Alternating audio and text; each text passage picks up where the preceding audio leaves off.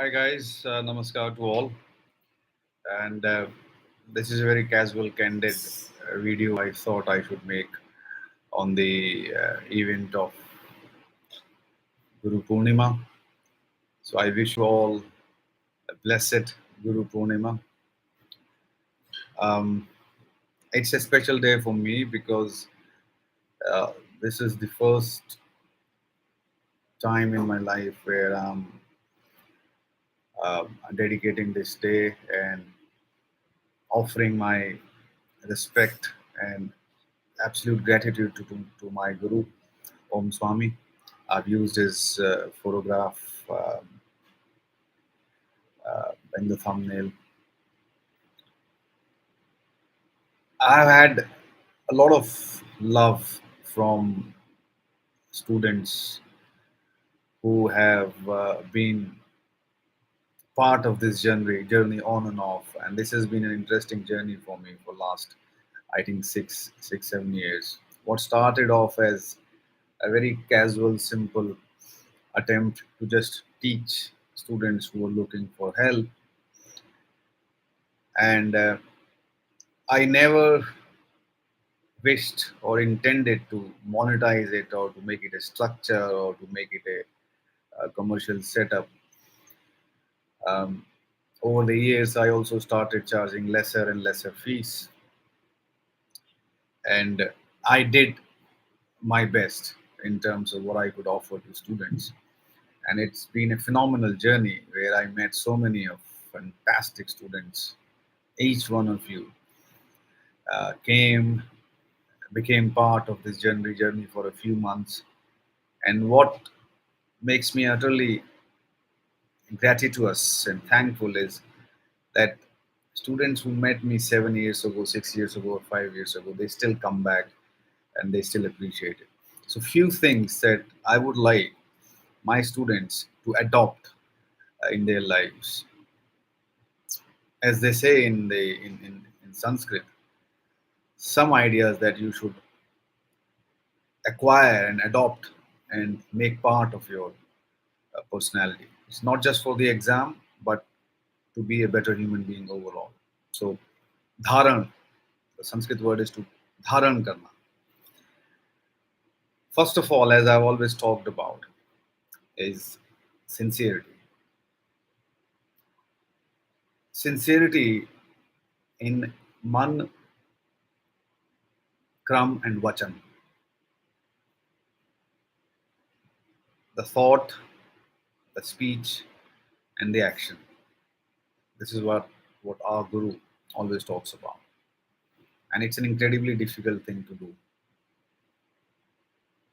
And the only person who knows whether you are sincere or not is going to be you, because you cannot lie to anyone else. You can lie to everyone else, but you know exactly whether there is a harmony between what you think, what you say, and what you do, right?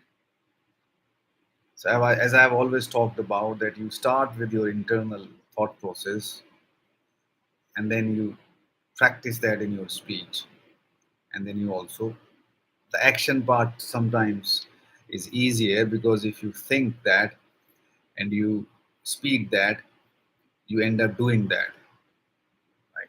So sincerity in the UPSC preparation, which is probably the toughest exam, the toughest test of your character, integrity, all assets of personality, sincerity is the number one thing that I've seen in students who have successfully cleared the exam. So how I could perceive their sincerity is when I ask them to do something. Let's say I ask them to write 5 answers on a certain date, by a certain date. These students would do that. And if they're not able to do this, do the task, they would come back in time. So it's not like a sincere student would try to do his or her best and finish the task with sincerity. And if he or she is stuck, he would come back in time so that he has still time available to finish it. While an insincere student, one, would take it easy and see what he or she can do. Two, he would come back on the deadline, the last day of the deadline, or maybe post that with excuses. A sincere student never has excuses. So whatever your guru tells you, a sincere student would try his or her best. And that's all you can do. That's all I'm asking you to do. Do your best, and you know whether you are doing your best or not. It's as simple as that. I don't know. Nobody else knows. So whatever your capabilities are, whatever your capacities are, whatever your intellectual bandwidth is, you do your best, and that's all you can do. The number one reason of failure in this exam or any exam in the world is that you do not do your best. If you've done your best and you're sincere about it, there is honesty in it, you've done your efforts with complete sincerity and honesty, and still you didn't make it, at least you know you gave your best shot. You won't be disappointed.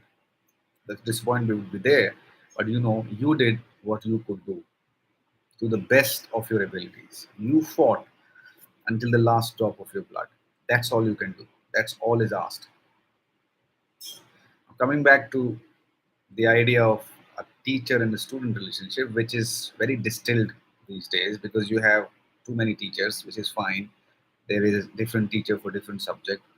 Even in the spiritual path, we have a lot of spiritual masters that we gain from. For example, since childhood, I learned a lot from Osho, so I consider him to be my one of my spiritual gurus.